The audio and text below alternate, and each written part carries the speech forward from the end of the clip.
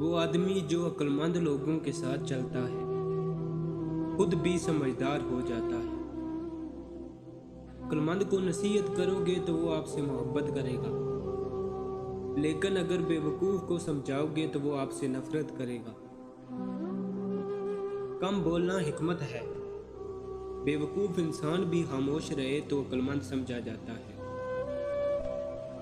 दो बुराइयों में से कम बुराई भी बुराई ही है। जब तक इंसान ठोकर नहीं खाता तब तक इंसान मगरूर रहता है। हिकमत, दनाई और अक्लमंदी हासिल करो, चाहे सारी दौलत ही हज क्यों ना हो जाए। इल्म सोने से ज़्यादा कीमती है। वादा ना करना बेहतर है, ना कि वादा करके पूरा ना किया जाए।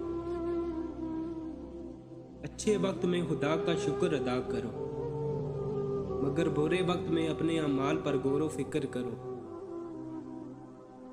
मेहनत कश की नींद में सुकून है। रूह पाक होती है जब आप मेहरबान होते हैं। जब आप जालिम बनते हैं तो ये तबाह हो जाती है। अक्लमंद बेटा अपने बाप के लिए खुशी लाता है और बेवकूफ़ बेटा अपनी माँ के लिए गम लाता है।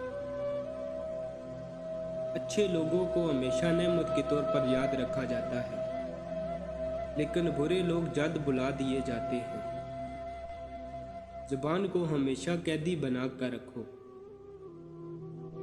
अगर इंसान का किरदार देखना चाहते हो तो देखो कि इसका उठना बैठना किन लोगों के साथ है।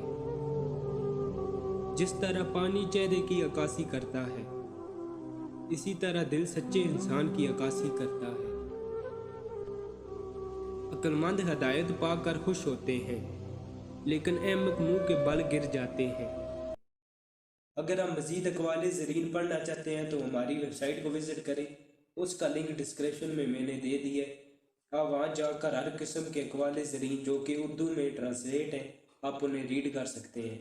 और डाउनलोड करने का तरीका भी मैंने बता दिया कि आप तस्वीर पर क्लिक करेंगे तो डाउनलोड का ऑप्शन भी आ जाएगा।